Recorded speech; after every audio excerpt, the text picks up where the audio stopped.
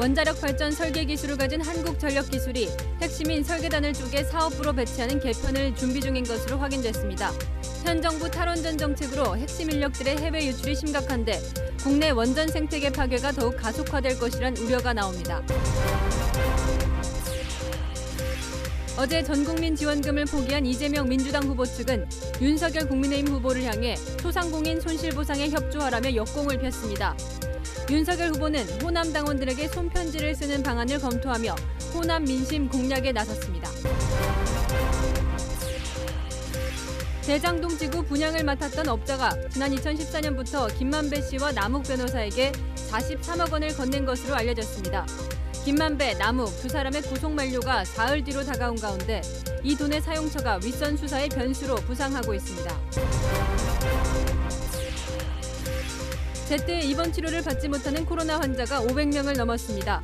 정부는 비수도권 병상을 당겨 쓰고 병원장들에게도 병상 마련을 다시 촉구했지만 2주 넘게 시간이 걸려 현장의 불안감이 커지고 있습니다. 한 포기에 6천 원까지 오른 배추뿐 아니라 소금값 등도 크게 올라 올해는 김장을 포기하는 이른바 김포족이 늘고 있습니다. 여인선이 간다에서 김장 물가가 얼마나 왜 올랐는지 살펴봤습니다.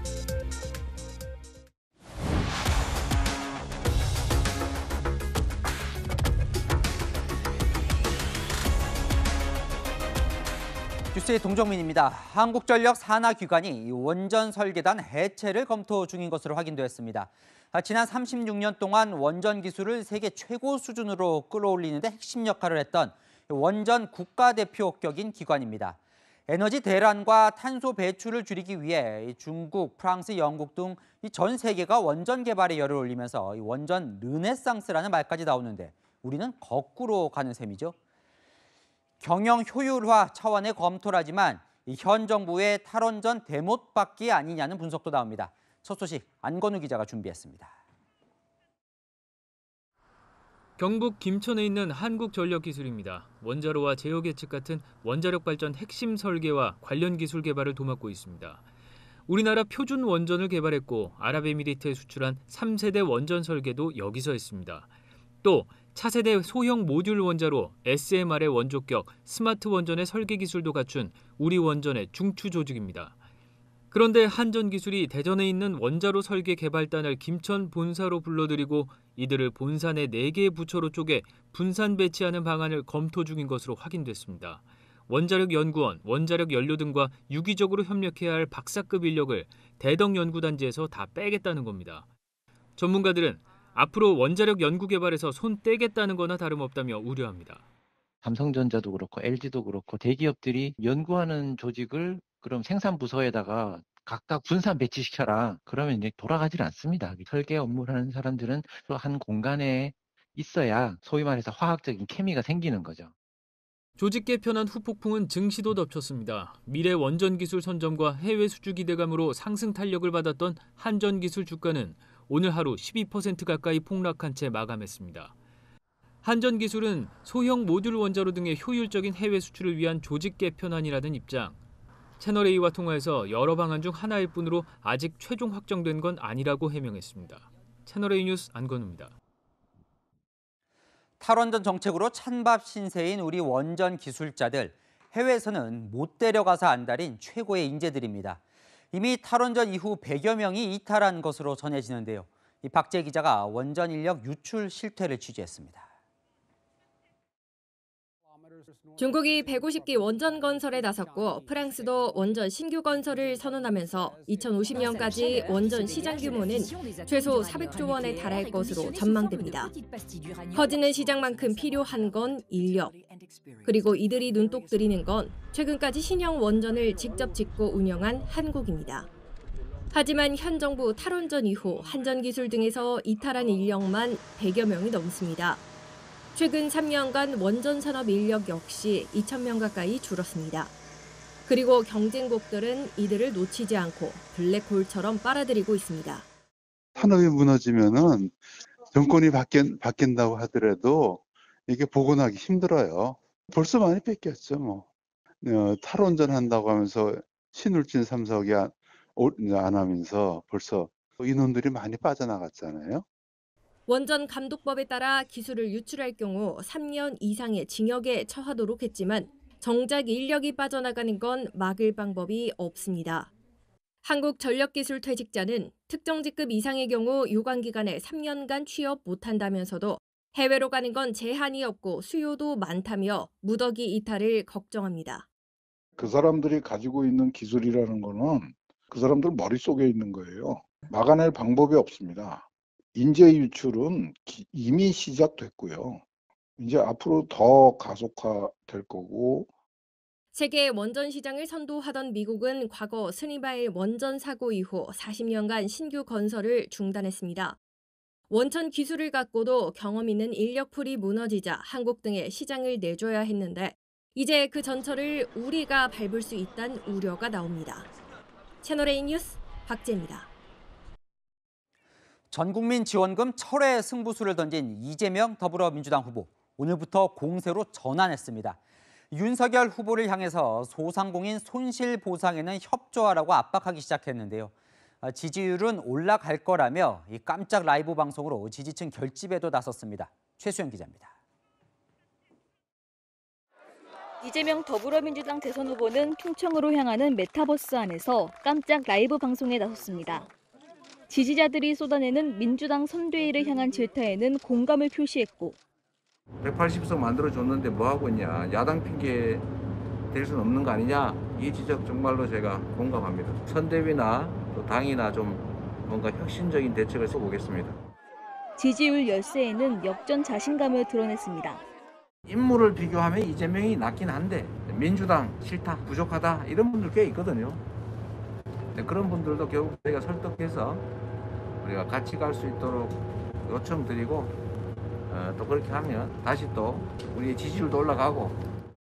민주당은 재난지원금을 철회하고 소상공인 지원으로 선회한 이재명 후보를 지원하고 나섰습니다. 원래 이재명 후보께서 강조했던 지역화폐 예산을 현재 6조 규모를 예년 규모 21조 규모로 대폭 상승시켜서 윤석열 후보를 향해서는 손실보상에 협조하라며 역공을 펼쳤습니다. 윤석열 후보가 답할 차례입니다. 50조 지원이라는 윤 후보의 정책에 진정성을 담아주시기 바랍니다. 윤 후보 가족을 향해서는 범죄자 가족이라며 윤 후보의 가족비리 제보를 받는 천막 설치를 추진하기로 했습니다. 채널A 뉴스 최수연입니다. 정체 상태인 지지율 돌파를 위해 다 바꾸겠다고 나선 민주당. 당명 개정도 검토 중입니다. 열린민주당과 합당을 논의하면서 이 더불어민주당에서 더불어를 빼는 방안도 거론되고 있는데요. 더불어민주당은 문재인 대통령이 대표 시절에 넣은 거라 차별화라는 해석도 나옵니다. 전혜정 기자입니다. 더불어민주당과 열린민주당의 합당 협상에서 당명 변경도 논의될 것으로 알려졌습니다.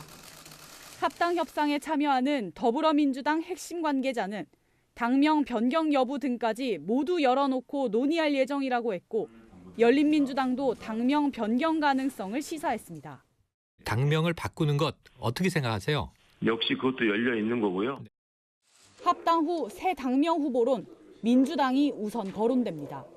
교집합을 찾으면 될 것 같다는 생각이 듭니다. 수식 없이 그냥 민주당으로 하는 게 깔끔하지 않을까. 더불어민주당은 지난 2015년 말 문재인 대표 체제에서 탄생했는데 그 전 이름은 새정치민주연합이었습니다. 국민과 더불어민주당, 노동자와 더불어민주당, 고3 엄마와 더불어민주당, 장애인과 더불어민주당 이런 식으로 사용이 될 것입니다. 민주당 관계자는 당시에도 민주당으로 하고 싶었지만 원외에 김민석 전 의원이 창당한 민주당이 있어서 대안을 택한 것이라며 원외 민주당이 사라진 지금은 민주당을 쓸 수 있다고 말했습니다. 더불어민주당과 열린민주당은 이르면 다음 주부터 통합 협상을 시작합니다. 민주당은 연내 통합을 목표로 열린민주당 인사들을 가급적 빨리 이재명 선거대책위원회에 합류시키겠다는 구상입니다. 채널A 뉴스 전혜정입니다. 국민의힘 윤석열 대선 후보와 이 선거대책위원회 구성을 논의 중인 김종인 전 비대위원장을 저희가 만났습니다. 윤 후보와 큰 이견은 없다고 했지만 윤 후보가 미는 인사 중 이 반대하는 사람을 콕 집기도 했습니다. 이민찬 기자입니다. 김종인 전 국민의힘 비상대책위원장은 선대위 구성과 관련해 윤석열 후보와 이견이 없다고 말했습니다. 특별한 이견이 있는 건 아니에요. 선대위를 구성하는 면모가 국민들이 저 사람들 그래도 우리가 참 믿을 만한 사람이라는 이런 사람에 집중하자는 것이지. 하지만 후보 비서실장으로 거론되는 장제원 의원에 대해선 부정적인 입장을 드러냈습니다. 비서실장에 장제원 의원 이런 거 위원장님께서 반대한다. 무슨 반대고 말고 하여튼 개인적인 무슨 친소나 개인적인 과거의 인연 이런 것이 인사의 중심을 이루면 절대로 안 된다고 봐요. 장 의원 아들이 음주 측정 거부, 경찰관 폭행 혐의로 재판을 받고 있어 국민 눈높이에 맞지 않다는 겁니다. 장 의원을 제외하고 김병준 전 자유한국당 비대위원장, 김한길 전 새정치민주연합 대표가 합류한 것에는 공감대를 이룬 것으로 알려졌습니다. 김병준 위원장님은 도와주신다고 말씀을 하셨고 또 김한길 대표님은 여러 가지로 좀 고민 중이신데 그래도 도와주시지 않을까. 다만 김종인 전 위원장이 김병준 상임선대위원장 카드에 난색을 표해 역할은 조정될 수 있습니다. 상임선대위원장이 뭐 때문에 필요한 일을 해가지고 잘 이해를 못하는 사람이기 때문에 그 점에 대해서는 내가 윤석열 후보한테 분명히 얘기를 했어요. 윤 후보는 김 전 위원장이 제안한 미래를 생각하는 청년위원회, 약자와의 동행위원회 위원장을 직접 맡을 것으로 알려졌습니다. 채널A 뉴스 이미찬입니다. 얼마 전 광주를 방문했던 윤석열 대선 후보는 호남 민심에 더 공을 들이기로 했습니다. 오늘은 호남 향후의 임원을 만났고 2만여 명의 호남 당원들에게는 손편지도 쓸 예정입니다. 조영민 기자가 보도합니다. 전두환 발언을 수습하기 위해 후보 선출 이후 첫 지역 일정으로 광주를 찾았던 윤석열 국민의힘 대선 후보. 사랑하는 광주 시민 여러분, 제 발언으로 상처받으신 모든 분들께 머리 숙여 사과드립니다. 호남 민심을 달래고 지지를 호소하기 위해 조만간 호남 당원들에게 손편지를 전달할 예정입니다. 윤 후보가 감사와 지지 요청의 글을 직접 쓴 뒤 이를 인쇄해 2만여 명의 호남 당원에게 일일이 보내겠다는 겁니다. 손편지는 선거 비법을 담은 이준석 대표의 비단 주머니 중 하나에 담긴 내용입니다. 무엇보다 우리 후보에게 정말 오랜만에 정말 높은 지지율을 보내주고 계시는 전라도 지역의 국민들께 새로운 방식의 직접 접촉을 준비하고 있습니다. 국민의힘은 선대위가 출범하면 손편지 내용과 발송 시기 등을 정할 예정입니다. 윤 후보는 오늘 당사 후보실에서 전국 호남 향후의 중앙회장 등 핵심 인사들과 비공개 면담도 가졌습니다. 이 자리에서 윤 후보는 대선 승리를 위해서는 호남 지지가 절대적으로 필요하다며 지지를 호소한 것으로 알려졌습니다. 채널A 뉴스 조영민입니다. 윤석열 국민의힘 후보가 선출된 지 2주가 지났습니다. 이 정도면 이제 컨벤션 효과는 끝나갈 시점으로도 볼 수 있지는 않을까요? 현재 여론이 어떤지 정치부 윤수민 기자와 살펴보겠습니다. 자, 윤 기자, 바로 듣죠. 여론 어떤 겁니까? 네, 조사기관별로 차이가 좀 있는데 이번 주 발표된 여론조사 5개를 살펴보겠습니다. 다자대결에서 이재명, 윤석열 두 후보의 결과만 떼서보면요. 5개 가운데 4개 여론조사에서 윤석열 후보가 많게는 17%포인트 앞서고 있습니다. 오늘 나온 게 한국갤럽 조사인데요. 이재명 후보는 31%, 그리고 윤석열 후보는 42%였습니다. 다만 4개 기관 합동으로 조사한 MBS 조사에서만 1%포인트 차이로 오차 범위 접전을 벌이는 것으로 나타났습니다. 자, 이제 종합해보면 일단 이제 윤 후보가 앞서는 것 같긴 한데 여론조사는 이제 오름세다 내림세다 이 추세가 중요하잖아요. 추세는 어떻습니까? 네, 윤석열 후보가 국민의힘 대선 후보로 선출된 지난 5일을 기점으로 이재명, 윤석열 두 후보의 지지율 차이가 어떻게 달라졌는지 살펴보겠습니다. 앞서 5개 여론조사에서 추세를 볼 수 있는 4개 여론조사를 추려봤는데요. 이 그래프에서 두 후보 간 지지율 차이가 벌어질수록 우상향 직선이 되고 좁아질수록 우하향 직선이 되는데요.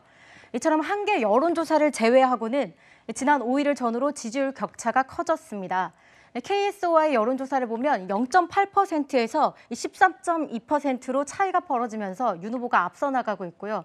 RN서치 여론조사도 마찬가지로 3.6%에서 14.4% 차이로 격차가 벌어졌습니다. 한국갤럽 여론조사에서도 윤 후보의 오름세입니다. 오늘 발표된 갤럽 여론조사를 좀 더 자세히 살펴보면요. 국민의힘 대선 후보 선출 직전 두 후보 오차 범위 내 접전을 이렇게 벌였지만 이번 주 오차 범위를 넘어 윤 후보가 앞섰습니다. 그럼 이제 저 정도면 윤 후보 컨벤션 효과가 있었다 이렇게 봐도 되는 걸까요? 네, 후보 선출 이후부터 오늘까지 좀 더 자세히 분석해 보겠습니다. 먼저 MBS 여론조사를 보면 후보 선출 전 5%포인트 차이를 보였던 격차가 선출 직후 7%포인트 차이로 벌어졌다가 이번 주엔 1%포인트 차이로 좁혀졌습니다. 반면 KSOI 여론조사에서는 선출 직전 0.8%포인트로 오차 범위 내 접전을 벌이다 선출 직후 11.8%포인트 차이로 크게 앞섰고 이번 주에는 그 차이가 더 커졌습니다. 선출 직후 지지율 격차가 커진 것은 컨벤션 효과 때문으로 볼 수 있을 것 같습니다. 선출 2주가 지났으니까 컨벤션 효과가 있었다면 이제 상당히 반영이 됐을 것 같고요. 자, 이제부터 중요한 건 그 추세가 유지가 될 거냐 아니면 바뀔 거냐 하는 겁니다. 어떨까요? 네, 컨벤션 효과로 벌어진 격차가 그대로 유지되고 있다. 이렇게 말하기는 어려울 것 같습니다. 두 개의 여론조사 다시 보면서 설명드리겠습니다. MBS는 선출 후 1주차에 벌어졌던 격차가 2주차 조사에서는 좁혀졌는데 KSOI는 2주차 조사에서 격차가 더 커진 것을 보실 수 있죠. 컨벤션 효과 이후 조정기에 들어간 게 아닌가 싶은데요. 향후 두 후보의 지지율 수없이 출렁일 텐데요. 실점을 덜하는 후보의 지지율이 안정적으로 유지되지 않을까 생각합니다. 네, 지금까지 정치부 윤수민 기자였습니다.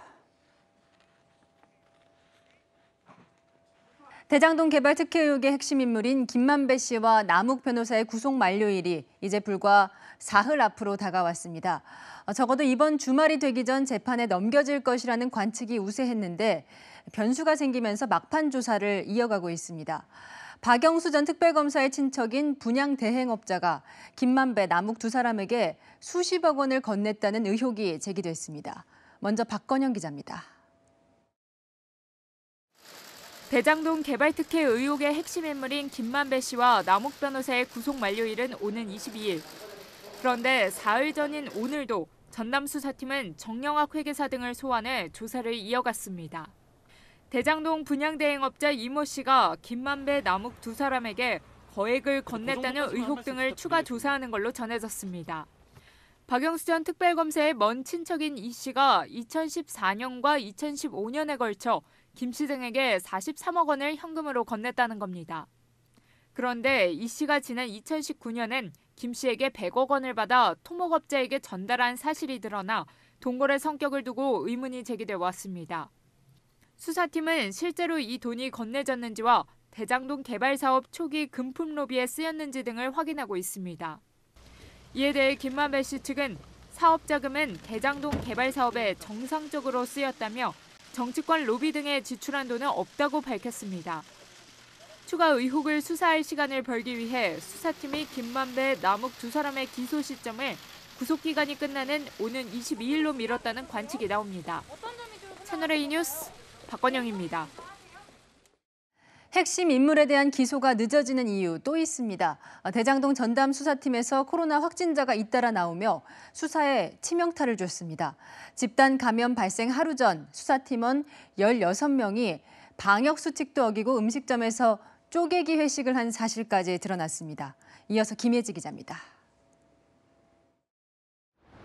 대장동 개발 특혜 의혹 전담 수사팀이 검찰청 인근 음식점에서 회식을 한 건 지난 4일 저녁. 이날은 법원이 한 차례 기각했던 화천대유 대주주 김만배 씨와 남욱 변호사의 구속영장이 발부된 날이었습니다. 음식점 장부엔 주임검사인 유경필 부장검사가 쓰는 605호실이 예약자로 돼 있고 나란히 있는 방 2개에 22명이 참석할 예정이라고 적혀 있었습니다. 실제 참석 인원은 16명으로 방 하나당 8명씩 나눠 식사를 한 걸로 전해졌습니다. 수사팀장인 김태훈 서울중앙지검 4차장도 회식 자리에 참석했습니다. 수도권 기준 최대 10명으로 제한된 사적 모임 허용 기준을 의식해 쪼개기 회식을 했다는 지적이 나옵니다. 내용 자체는 위반 사안이 맞는 걸로 판단되고 증거가 확실하다면 처분할 수 있을 것 같습니다. 이 회식 다음 날부터 수사팀에선 코로나19 확진자가 7명이 잇따라 발생했고 그 여파로 구속된 김만배, 남욱 두 사람에 대한 추가 조사도 사흘 동안 진행하지 못했습니다. 오늘도 수사팀엔 확진자 1명이 추가돼 방역 조치가 진행 중입니다. 다만 추가 확진자의 감염 경로가 회식 자리였는지는 아직 확인되지 않았습니다. 서울중앙지검은 이유를 떠나 불찰에 대해 송구하다고 밝혔고 주인 검사인 유경필 부장검사를 수사팀에서 제외시켰습니다.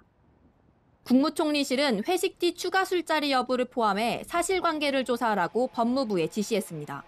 채널A 뉴스 김예지입니다. 네, 대선에 연관된 검찰 수사 속보 하나 더 전해드립니다. 여성가족부 차관 등이 여당 대선 공약 개발에 관여했다는 선관위의 고발과 관련해 검찰이 오늘 국회에 있는 더불어민주당 정책연구실을 압수수색했습니다. 김민곤 기자입니다. 검찰 수사관들이 줄지어 방으로 들어갑니다. 여성가족부와 여당이 대선 공약을 공동 개발했다는 의혹을 수사 중인 검찰이 국회에 있는 더불어민주당 정책연구실 압수수색에 나선 겁니다.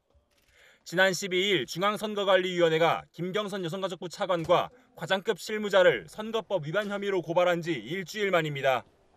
오늘 압수수색 대상은 여성가족부 업무를 담당하는 민주당 소속 국회 전문위원 김모 씨. 선관위가 고발한 여가부 실무자에게 공약에 활용할 자료를 요구한 걸로 알려진 인물입니다.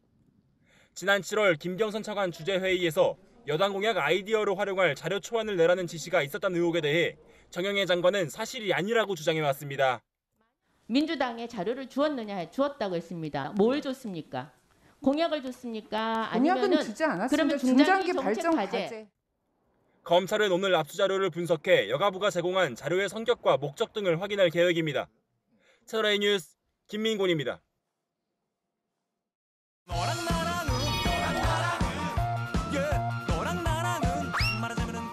야랑야랑 정치부 김민지 기자 나와 있습니다. 첫 번째 주제 보겠습니다. 이재명, 윤석열 두 후보 통할 게 뭘까요? 네, 두 후보가 꼭 잡고 싶어하는 표심이 있습니다. 바로 반려인들의 표심, 이른바 펫심입니다. 먼저 오늘 윤석열 후보는요, 펫 산업 박람회에 참석했습니다. 반려동물의 용품도 둘러보고 반려인들 그리고 강아지들과 인사를 나누기도 했습니다. 기대되네. 우리도 고양이 3마리와 강아지 4마리 키우고 나가겠습니다. 식용견이 따로 있다고 생각하세요? 식용견 따로 있나요? 토론에서 식용견 따로 있다고 했어요. 그럼 저 자리에서 윤 후보에게 좀 따져 묻는 목소리가 있었군요. 네, 지난 경선 토론회 때의 이 발언 때문입니다. 개를 식용으로 하는 문제에 대해서 그거는 선택의 문제라 가지고 함부로 말하기 곤란하다 하셨어요. 저는 개인적으로는 반대하지만 사회적인 합의가 있어야 되지 않겠냐. 식용 개라고 하는 거는 따로 키우지 않습니까? 반려인인 윤 후보가 식용개가 마치 따로 있다는 듯이 얘기를 하는 건 모순이라는 비판을 받았었죠. 그래요. 자, 이재명 후보도 어제 이제 반려견 공약을 냈더라고요. 네, 반려동물의 진료비 표준 수가제를 도입하겠다고 한 건데요. 천차만별인 진료비를 낮춰서 반려동물과 걱정 없이 살 수 있도록 해주겠다고 했습니다. 그러면서 반려동물은 또 하나의 가족이라고 강조하기도 했는데요. 하지만 이 후보의 수행실장인 한준호 의원, 윤 후보의 부인을 강아지 이름을 딴 토리 엄마로 비유하면서 출산 경험이 없다며 영부인의 국격 논란을 부추겼죠. 여전히 사과는 하지 않고 있는데 오늘은 내부에서도 쓴소리가 나왔습니다. 논란이 있을 만하겠네요. 약간 많이 나갔다, 건드리어서는 안 되는 뭐 이런 느낌, 그런 생각이 듭니다. 패심을 잡기 위해서는 좀 더 공을 들여야겠습니다. 자, 다음 주제 넘어가겠습니다. 준표형이 나선다. 선대위 참여를 거부해왔던 홍준표 의원 드디어 나서는 겁니까? 나서긴 하는데요. 선대위에 합류하지는 않을 것으로 보입니다. 대신에 외곽에서 청년층을 향한 메시지를 낼 것으로 전해지고 있는데요. 오늘 이준석 대표 측 관계자는 홍 의원이 자신의 청년 플랫폼을 활용해서 윤 후보를 도울 수도 있다고 말했습니다. 그러니까 이준석 대표가 직접 이제 홍 의원을 설득했다고 하죠. 네, 전당대회 이후에 몇 차례 소통을 했고요. 또 그젯밤 이 대표가 직접 홍 의원 집에도 찾아갔다는데요. 홍 의원은 이 대표가 뭘 사왔느냐는 질문에 빵을 사왔다며 진솔한 청년이라고 답하기도 했습니다. 네, 근데 뭐 좀 내부적으로는 이제 좀 도와야 되지 않겠냐 이런 압박도 있었다면서요. 네, 실제로 홍 의원의 이 청문 홍답 게시판에는요. 왜 윤석열 후보 전화를 안 받냐, 경선 지고 갑자기 쪼잔해진 것이냐 같은 뾰족한 질문들도 꽤 올라왔는데요. 홍 의원은 전화를 받아도 할 말이 없다. 어떻게 그렇게 맹목적인 인생을 사냐 이러면서 퉁명스럽게 대답했습니다. 저런 답을 보면 흔쾌하게 돕는 분위기는 확실히 아닌 것 같아요. 네, 급기야 오늘 SNS에는요. 자신에게 선대위 참여를 강요하는 건 부당한 횡포라면서 2007년 대선 경선 당시 이명박 후보가 승리하자 박근혜 후보가 깨끗하게 승복하고 대선판에 나타난 일은 없다고 강조했는데요. 과연 홍 의원의 기억은 맞을까요? 경선 패배를 인정합니다. 그리고 경선 결과에 깨끗하게 승복합니다.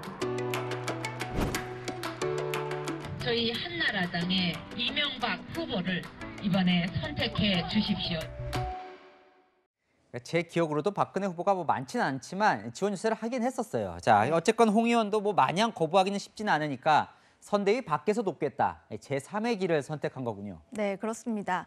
오늘 원희룡, 하태경, 최재형 등 이 다른 경선 후보들이 윤 후보를 지지하면서 외형상 원팀을 갖춰가는 모양새인데요. 진짜 원팀 만들어낼 수 있을까요? 유승민 후보도 아직 원팀 말이 없는데요. 홍준표, 유승민 이 두 사람이 원팀의 관건이 될 것 같습니다. 여랑야랑이었습니다. 달리는 시내버스 안에서 쓰러진 승객을 기사가 심폐소생술로 살렸습니다. 감동적인 장면 배영진 기자가 보여드립니다. 도로를 달리는 버스. 좌석에 앉아있던 남성 승객이 왼손으로 가슴을 부여잡더니 온몸에 힘이 빠져 휘청거립니다. 앞에 앉은 승객이 남성 승객을 살펴보고 흔들어 보지만 아무 반응이 없습니다. 승객이 버스기사 48살 김영민 씨에게 상황을 알리자 김 씨는 급히 차를 세웁니다. 남성 승객은 심정지로 이미 의식을 잃은 상태. 승객들이 남성을 바닥에 눕히고 김 씨는 119에 신고한 뒤 쓰러진 남성 승객에게 심폐소생술을 시작합니다. 남성 승객이 쓰러진 지 2분 만입니다. 회사에서 교육하는 것도 있고 일단은 숨이 멎어진 상태이기 때문에 어떻게든 살려야겠다는 생각은 했죠. 3분 넘게 심폐소생술을 한 끝에 다행히 남성 승객은 의식을 되찾았고 얼마 뒤 119 구급대원들이 현장에 도착해 남성 승객을 병원으로 옮깁니다. 남성 승객은 과거 스텐트 시술을 받은 전력이 있었는데 이번 일을 겪은 뒤 다시 시술을 받고 회복 중인 것으로 알려졌습니다. 승객은 최근 김 씨에게 전화를 걸어 감사 인사를 했습니다. 살려줘서 고맙다고 병원 진료 잘 받고 이제 집에 왔다고 그래가 한 이틀 뒤나 3일 뒤에 한번 보자고 그러시더라고요. 기분도 좋고 그분이 살아나셔가지고 그래도 다행이고 만약. 울산시는 발빠른 대처로 승객의 목숨을 구한 공로로 김 씨에게 표창장 등을 수여할 예정입니다. 채널A 뉴스 배영진입니다. 이번에는 눈썰미 좋은 시민의 활약이 돋보이는 사건입니다. 중국 보이스피싱 조직과 결탁한 일당이 숙박업소 업주의 신고로 붙잡혔는데 방에 휴대전화가 너무 많다는 점이 이상해서 신고했습니다. 남영주 기자입니다. 침대 위에 충전 중인 휴대전화 수십 대가 널브러져 있습니다. 방 곳곳에도 휴대전화들이 한가득입니다. 모두 국제전화나 인터넷 전화번호를 010 번호로 바꿔주는 데 사용되는 겁니다.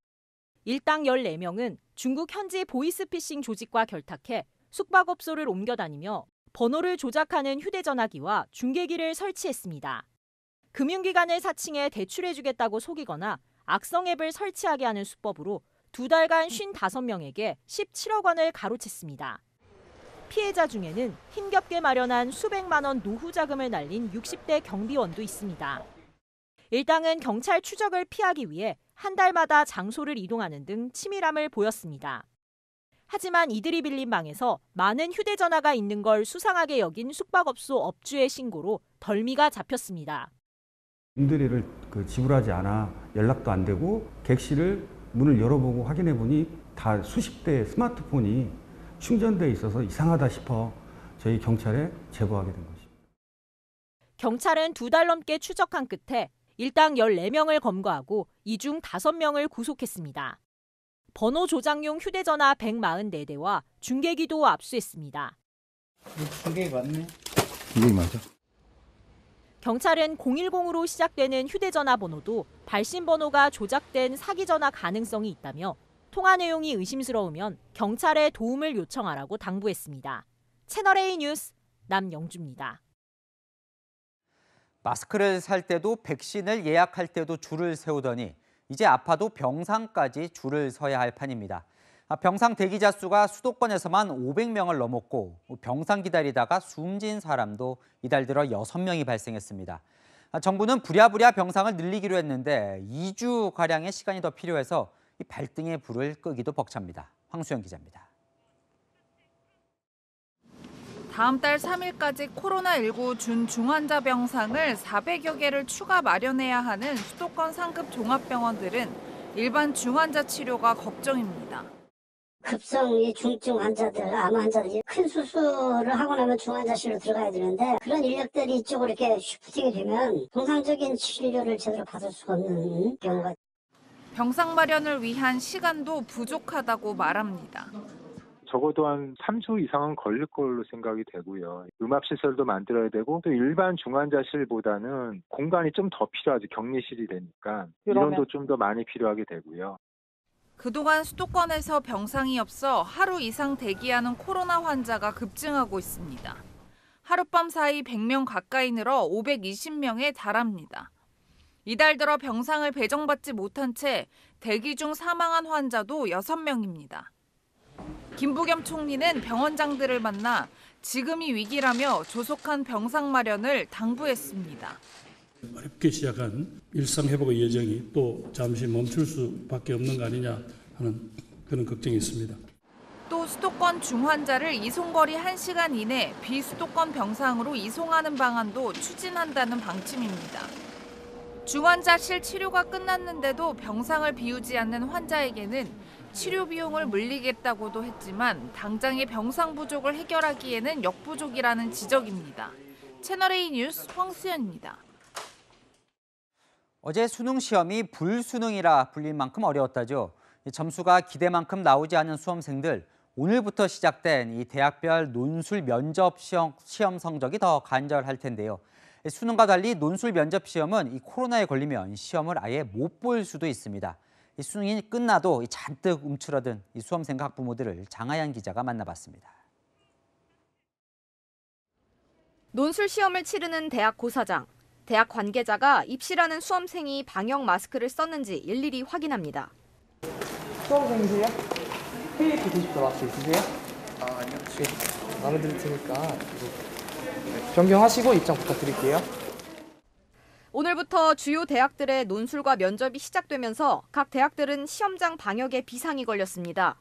올해부턴 자가격리 수험생도 대학별로 마련한 자체 고사장에서 시험을 볼 수 있는데 전국 8개 권역별 시험장에서 논술과 면접을 받던 지난해보다 수험생 이동이 활발해졌습니다. 확진 수험생도 비대면 면접이 원칙적으로는 가능하다지만 병원이나 생활치료센터 밖으로 나오기 어려워 실기나 논술 응시는 쉽지 않은 게 현실입니다.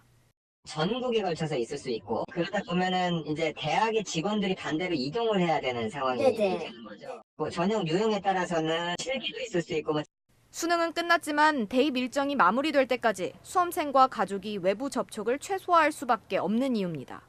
하지만 체육학과 쪽이어서 실기를 좀 준비하는 과정에서 나름대로 저는 외부랑 비접촉으로 조심해서 지금 준비를 하고 있는 상황이고 그렇게 당부를 하는 중입니다 지금. 교육부는 이번 주말 최대 21만 명, 다음 주말에도 최대 22만 명이 대학별 전형에 참여할 걸로 예상했습니다. 채널A 뉴스 장하연입니다. 네, 김포족, 김포에 사는 사람들이 아니라 김장을 포기한 사람들을 뜻하는 말입니다. 작년에는 2,000원대였던 배추 한 포기가 6,000원까지 올랐을 정도로 장바구니 물가가 너무 폭등해서 밑반찬 하는 것도 무섭다는 푸념이 나옵니다. 얼마나 비싸졌는지 제가 직접 취재했습니다.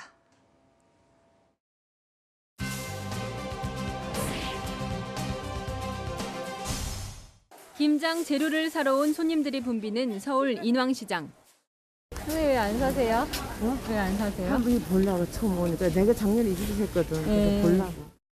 비싼 배추 가격을 듣고는 선뜻 구입을 결정하지 못하는 시민들이 많고 단골 손님과 상인 간 실랑이도 벌어집니다.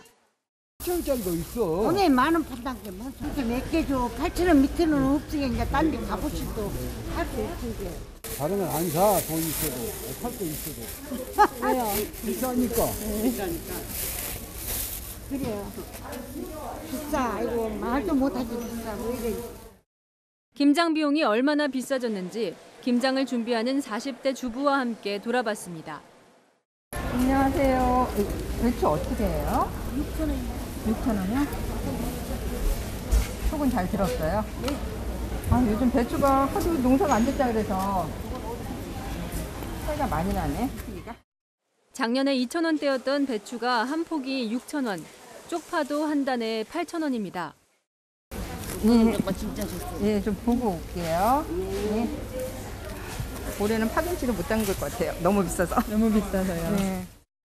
고온다습한 날씨 때문에 배추 뿌리가 무르는 배추 무름병이 크게 번졌고 코로나로 인한 인건비 상승, 요소수와 유가급 등으로 운송비까지 오르며 채소 가격이 내릴 줄 모릅니다. 김치를 절이는 데 필요한 소금값도 천정부지. 거의 3만 원 돈 팔아야 돼요. 소금이 왜 오른 거예요? 지금 태양열에 전부 다 이거 다 덮어놓으니까 이게 덜 되는 거예요. 아, 태양. 선생님, 굴이 왜 이렇게 비싸졌어요? 많이 비싸요. 왜? 10,000원부터 13,000원. 작년에는 제가 10,000원 정도에 산 것 같은데.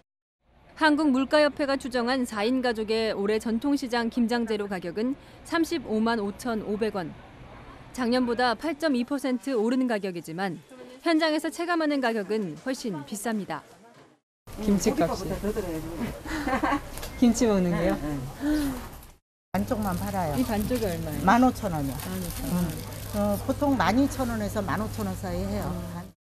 김장 비용으로 50만 원의 예산을 준비한 지성희 씨는 결국 올해 김장량을 반으로 줄여야 합니다. 김치통을 보통 한 10통 정도를 했거든요. 근데 이번에는 한 6통 정도 했거든요. 그 같은 돈으로 했을 때 김치 양이 반 조금 넘어요. 다른 것도 너무 많이 올랐으니까. 기본 반찬 김치마저 마음껏 못 담그는 고삐 풀린 물가에 서민들의 살림살이는 그 어느 때보다 팍팍합니다. 제가 어렸을 때는 나 이제 크면은 살기 편해질 거 좋을 거 그런 소리 많이 들었는데 더 힘들어지는 것 같은 그런 느낌인 거예요. 월급은 안 오르는데 물가는 오르더라고요. 솔직히 힘들어요. 너무 힘들어요. 여인선이 간다 예스입니다. 요즘 일부 커피숍은 일회용 컵이 없는 대신 1,000원을 더 내면 다회용 컵에 담아주고 나중에 반납하면 돈을 돌려줍니다. 내년 6월 전국 시행을 앞두고 먼저 해보는 건데 시민들 반응은 엇갈립니다. 조현성 기자입니다. 서울 중구에 있는 한 커피 전문점. 아이스 카페라떼 하나 주세요. 일회용 잔이 없는 대신 가져가시는 경우 컵 보증금 포함해서 리유저블 컵에 드리고 괜찮으세요? 보증금 1,000원만 별도로 따로 결제해드릴게요. 지난 6일부터 서울시청 부근 커피숍 20곳에서 시행 중인 일회용 컵 없는 에코 매장입니다. 음료를 다 마신 컵은 이렇게 뚜껑과 스티커를 제거한 뒤에 매장에 있는 이 기기에 넣으면 반납금 1,000원을 받게 되는데요. 친환경이다 하지만 불편하다 등 시민들의 반응은 다양합니다. 가끔씩 들고는 다니는데 이제 급하게 나오는 경우에는 들고 다닐 수가 없어서 그런 번거로움이 있었어요.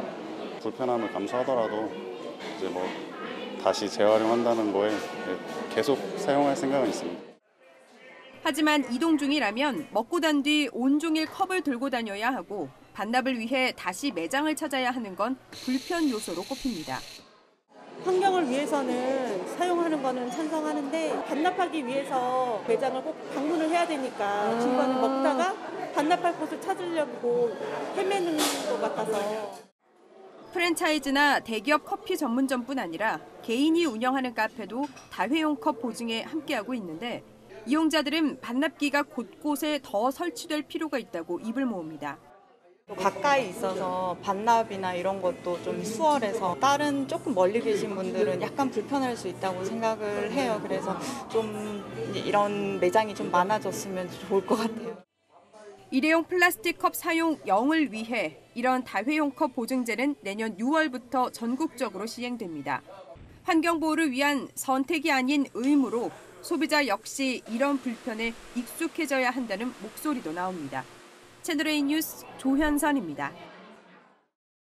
미국 바이든 대통령이 베이징 올림픽에 정부 사절단을 보내지 않는 방안을 검토하고 있다고 직접 밝혔습니다. 중국의 인권 유린을 문제 삼은 행보인데 중국 외교부에서 즉각 반발이 나왔습니다. 유주은 기자입니다. 조 바이든 미국 대통령이 내년 2월 열릴 베이징 올림픽에 외교적 보이콧을 검토하고 있다고 밝혔습니다. So do you support a diplomatic boycott of the Beijing Olympics? Something we're considering. 미중 정상이 화상회담을 통해 협력을 도모한 지 사흘 만입니다.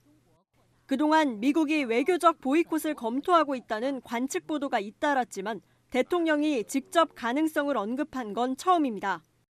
외교적 보이콧이 결정되면 선수단은 올림픽에 참가하되 정부 대표 공식 사절단은 개회식에 참석하지 않습니다. 보이콧 검토 배경은 중국의 인권 문제. We have serious concerns about the human rights abuses we've seen in Xinjiang.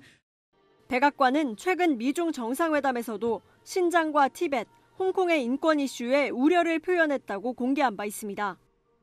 미국이 외교적 보이콧을 강행한다면 중국 인권 문제에 같은 입장을 보여온 영국, 프랑스 등 유럽 국가들이 동참할 가능성도 나옵니다. 반면 일본 기시다 총리는 일본의 입장에서 생각하고 싶다며 행보를 같이 하지 않을 것임을 시사했습니다. 한편 미국의 보이콧 검토 소식에 중국 외교부는 신장 문제는 순전히 중국의 내정이라며 강하게 반발했습니다. 또 올림픽은 선수들이 주인공인 무대인데 미국이 스포츠를 정치화하고 있다며 맞섰습니다. 채널A 뉴스 유주은입니다. 전 중국 총리에게 성폭행을 당했다고 주장한 후 행방이 묘연해진 테니스 선수 펑샤이를 위해 전 세계 테니스 스타들이 나섰습니다. 세계 테니스 연맹도 중국에서 사업을 철수할 수 있다고 경고했습니다. 권갑구 기자입니다.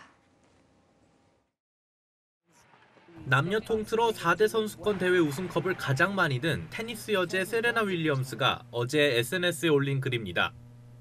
엄청난 충격을 받았고 우린 절대 침묵하지 말아야 한다는 글과 함께 펑샤이는 어디에라는 해시태그 사진을 게시했습니다. 펑샤이가 윈블던 복식 우승을 했을 때 각 프로에 데뷔했던 일본 선수 나오미 오사카도 같은 해시태그를 올렸습니다. 중국 테니스 스타 펑샤이가 40년 연상인 장 가오리 전 중국 부총리에게 성폭행당했다고 폭로한 뒤 2주 넘게 행방은 묘연합니다. 중국 관영 매체는 펑샤이가 세계 여자 테니스 연맹 WTA 회장에게 보낸 이메일이라며 성폭행 주장을 부인하는 글을 공개했습니다. 하지만 WTA 회장은 대필 의혹을 제기하며 확인 가능한 증거가 필요하다고 밝혔습니다. They have assured us that she's fine and without any danger to harm in Beijing. And to date, we still have not been able to get a response. 중국 외교부 역시 펑샤이와 관련된 의혹에 입을 닫았습니다. 你们以为中国外交部的发言人是万能的是吗？我建议你相关的问题还是你去问相关的主管部门. WTA는 펑샤이의 안전이 규명되지 않고 피해 주장에 대한 수사가 제대로 진행되지 않는다면 수억 달러 피해를 감수하더라도 중국에서 사업을 철수할 수 있다고 경고했습니다. 채널A 뉴스 홍갑구입니다. KT가 우승한 이번 프로야구 한국 시리즈에서 처음으로 목발을 집은 선수가 MVP가 됐습니다. 감격의 우승 주역들을 되돌아봤습니다. 강병규 기자입니다. 강심장 양궁 김재덕도 긴장한 한국 시리즈 4차전. 네? 아니야. 영광 보게 되어 영광이고 하지만 KT 선수들은 긴장하지 않았습니다. 주전 대부분이 우승 경험이 없는 KT 선수들은 한풀이 하듯 집중력을 보였습니다. 고비 때마다 빛난 16년차 황재균, 한국 시리즈 5타점으로 1위에 올랐습니다. 한화 방출 이후 은퇴 기로에 섰던 호잉은 사실상 우승을 결정짓는 2점 홈런을 쳐냈습니다. 한국 시리즈 타율 4할로 맹활약했습니다. 사상 첫 우승이 결정된 순간 선수들은 그라운드로 쏟아져 나와 기쁨을 나눴습니다. 그리고 더그아웃을 향해 손짓했습니다. 3차전에서 몸을 아끼지 않은 호수비. 두산의 철벽 마운드 미란다를 상대로 결승 홈런을 쳤지만 부상으로 마지막 경기를 함께하지 못한 데뷔 19년차 박경수였습니다. 무관의 한을 목발과 함께 날려버리며 동료들과 눈물의 포옹을 나눈 박경수는 한국 시리즈 MVP까지 차지했습니다. 조금이나마 고참 역할을 한 것 같아서 정말 진짜 감사하게 받겠습니다. 1군 입성 이후 새 시즌 내내 꼴찌였지만 고참들의 솔선수범과 창단 멤버들의 성장, 강백호, 소영준 등 신인왕들의 활약으로 승승장구했습니다. 이강철 감독의 과감한 작전도 어우러져 두산을 상대로 단 한 경기도 내주지 않았습니다. KT가 세운 창단 8년 만의 통합 우승 기록은 신생팀 중 최단 기록입니다. 채널A 뉴스 강병규입니다. 미세먼지만 아니라면 완연한 가을입니다. 이번 주말도 한낮엔 가을볕에 따스하겠지만 아침 안개와 먼지 탓에 파란 하늘 보긴 어렵겠습니다. 일요일 밤부턴 중서부 지역과 남해안에 비가 시작되겠는데요. 월요일 오전까지 전국에 내린 뒤 날이 급격히 추워지겠습니다. 한낮엔 5도 안팎에 머물겠고요. 수요일에는 영하 3도까지 곤두박질 치면서 올가을 들어 가장 춥겠습니다. 이번 추위는 많은 눈도 몰고 옵니다. 상층 영하 30도의 찬 공기가 서해상으로 유입되면서 해수면과 대기 기온차로 눈구름이 만들어지겠는데요. 이에 따라 월요일부터 수요일 충청과 호남 지역에는 많은 눈이 쏟아질 가능성이 있습니다. 내일 아침 서울은 6도로 오늘보다 5도 정도 낮아서 춥겠습니다. 한낮에 서울은 15도, 대전은 17도, 대구는 18도까지 올라서 일교차가 크겠습니다. 날씨였습니다. 하루 확진자 6만 명, 최악의 상황인 독일에선 대놓고 이렇게 백신 맞지 말자는 반대 캠페인이 벌어지고 있습니다. 백신 주사를 놓는 의사에게 살해 협박까지 할 정도죠. 성인 백신 접종률 78.4%, 접종 시작은 늦었지만 우리나라는 90.7%입니다. 마스크 쓰라면 줄 서서라도 사서 쓰고 가게 문 닫으라면 닫고 백신 맞으라면 맞고 국민은 최선을 다했죠. 병원장들에게 병상 협조해달라, 국민들에겐 부스터샷 맞아달라, 또 요구하는 정부에게 하는 한마디로 마치겠습니다. 정부도 최선을 다하고 있습니까? 오늘 뉴스 여기까지입니다. 내일도 뉴스입니다.